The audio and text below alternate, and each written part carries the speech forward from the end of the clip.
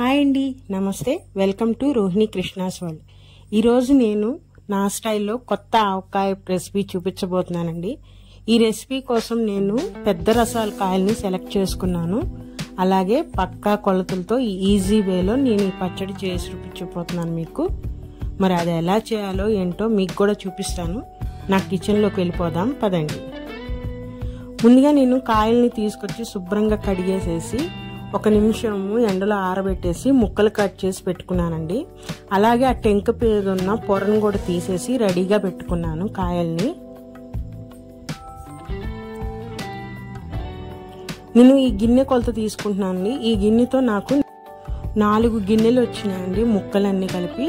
మనం ఏదైనా తీసుకోవచ్చు మెజర్మెంట్కి, ఒక డబ్బా కానీ లేకపోతే ఏదైనా సరే మన ముక్కలన్నీ ఆ కొలతకి 4గా వస్తే మనకి కరెక్ట్ కొలత వస్తుందండి. ఇప్పుడు నేను చెప్పేవన్నీ 4 గిన్నెలు, ఆ గిన్నెతో నాకు 4 గిన్నెలు ముక్కలు వచ్చినాయి కాబట్టి 4 గిన్నెలకి 1 గిన్నె కారం తీసుకుంటున్నానండి. ఈ కారం కూడా మనము ఎనిమిరపకాయలు తెచ్చి మన ఇంట్లోనే పట్టించిందండి, కొన్న కారం కాదు. అలానే 1/4 కప్పు, అదే 1/4 గిన్నె మనము ఆవపిండి అండి. ఆవాలు కూడా నేను 200 గ్రాములు తీసుకొచ్చి దాన్ని పొడి చేసి పెట్టుకున్నాను. ఉప్పు వచ్చేసేసి 1/4 కప్పు మీద కొంచెం తక్కువగా తీసుకోవాలండి ఉప్పు. లాస్ట్లో ఒకసారి మనం టేస్ట్ చేసి ఉప్పు సరిపోకపోతే అప్పుడు కలుపుకోవచ్చు. ఇప్పుడైతే 1/4 దాని మీద కొంచెం తక్కువగా ఉప్పు తీసుకుంటున్నాను నేను. ఇవి మెంతులండి. నేను ఒక 4 స్పూన్ల మెంతులు తీసుకొని వేయించి పొడి చేసుకున్నానండి. ఆ పొడిలో నేను 2 స్పూన్లు మాత్రమే వేస్తున్నాను, ఎక్కువ వేస్తే చేదు వచ్చేస్తుంది. చిన్నులపాయలండి, పొట్టు వాళ్ళు చేసినవి. ఇవి కూడా నాకు ఆ గిన్నెకి సగం గిన్నె వేస్తున్నాను. అంటే నాకు 1/4 కిలో చిన్నులపాయల వరకు పట్టినాయండి. పొట్టు తీసేసి వాటిని వేసేసుకోవాలి మనము. మొత్తం వేసేస్తున్నానండి.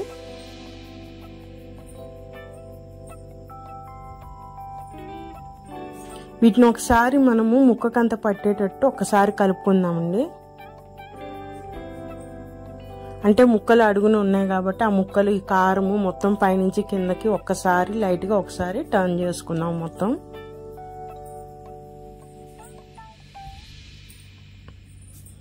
ఆ కారం ఉప్పు అన్ని ముక్కలకి పట్టినాయి కదండి. ఆవు పిండి, మెంతి పిండి, చిన్నులపాయలు మొత్తం ముక్కకు పట్టి ఇప్పుడు మనం దీనిలోకి ఆయిల్ వేసుకుందాం. నేను ఇక్కడ పల్లి ఆయిల్ తీసుకుంటున్నానండి. అదే గిన్నెతో నాకు 2 గిన్నెల ఆయిల్ పట్టింది. ఫస్ట్ నేను 1 గిన్నె ఆయిల్ మొత్తం వేసేసుకుంటున్నాను.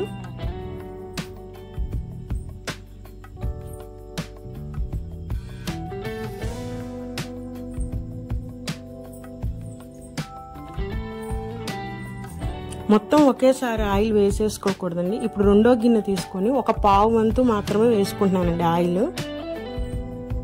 ఇప్పుడు ఈ ఆయిల్లో ఈ ముక్కలు, కారం మొత్తం కలిసేటట్టుగా మొత్తం బాగా కలపాలండి. నాకు గరిటతో కలపటానికి ఈజీగా లేదు, అందుకే నేను ఇంకా చేయి పెట్టి కలిపేస్తున్నాను. చేతుల్ని తడి లేకుండా శుభ్రంగా తుడుచుకొని మనము ఈ ఆవకాయని కలపాలండి.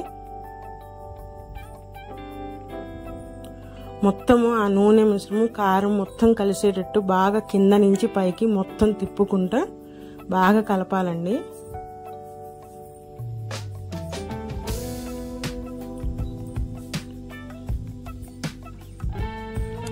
ఇప్పుడు మనకి మిశ్రమం కొంచెం గట్టిగా ఉంది కాబట్టి ఇంకొంచెం ఆయిల్ పోస్తున్నాను. ఆయిల్ పోసేసి ఆ ఆయిల్లో మొత్తము ఈ పచ్చడి మొత్తం కలపాలండి. మళ్ళీ ఒకసారి బాగా కలపాలి. పొడి అంటూ లేకుండా, అంటే అడుగున ఉండిపోతుంది కదా, కింద నుంచి పైకి ముక్కల్ని బాగా కలుపుతా గిన్నె చుట్టూ తిప్పుకుంటా కలుపుకోవాలండి.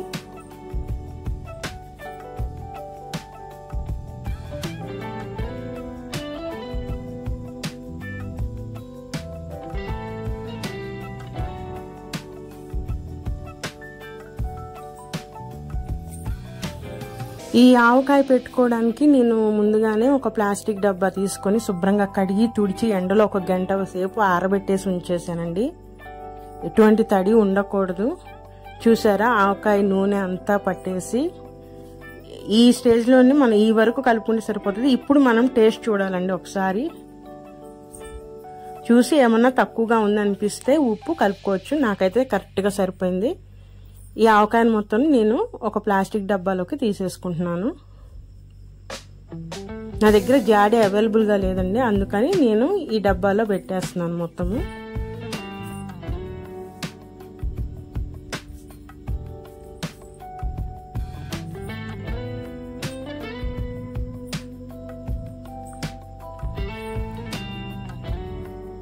ఇలా మొత్తం పచ్చడి మొత్తము దాంట్లోకి ట్రాన్స్ఫర్ చేసేస్తున్నానండి.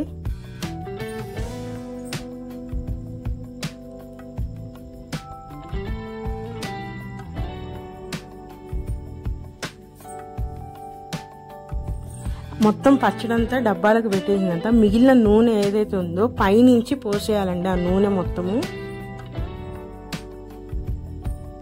పైనుంచి పోసేసి మనం ఇంకా మూత పెట్టేసేసి శుభ్రంగా ఉండే చోట మనం తడి ఏం తగలకుండా దాన్ని శుభ్రంగా 3 రోజుల పాటు ఊరనివ్వాలి. 3 రోజుల తర్వాత అండి చూసారా ఆయిల్ మొత్తం పైకి తేలిపోయింది కదా. ఇప్పుడు దీనిని గరిటె పెట్టి మొత్తం ఒకసారి పైనుంచి కిందకి కలుపుకోవాలండి. గరిటె కూడా తడి లేకుండా శుభ్రంగా తుడిచి పెట్టాలని. మొత్తం ఒకసారి పైనుంచి కిందకి కలుపుకుందాము.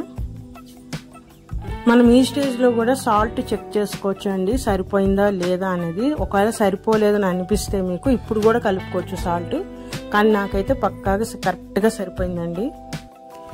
ఉప్పు, కారము, ఆవపిండి, ఆయిల్ కానీ ఏది ఎక్కువ అవ్వలేదు, తక్కువ లేదండి, కరెక్ట్గా సరిపోయినాయి.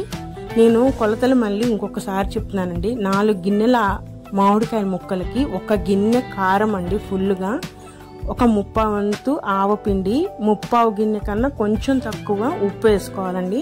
అలానే 1/4 కిలో చిన్నులపాయలు పడ్డాయి, 2 స్పూన్ల మెంతి పొడి అండి.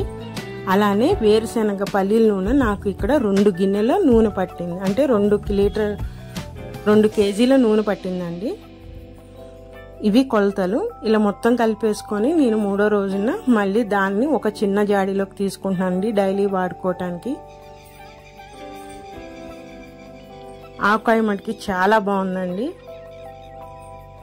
ఒకసారి మీరు కూడా ఈ కొలతలతో ట్రై చేసి చూడండి, టేస్ట్ చాలా బాగుంటుంది.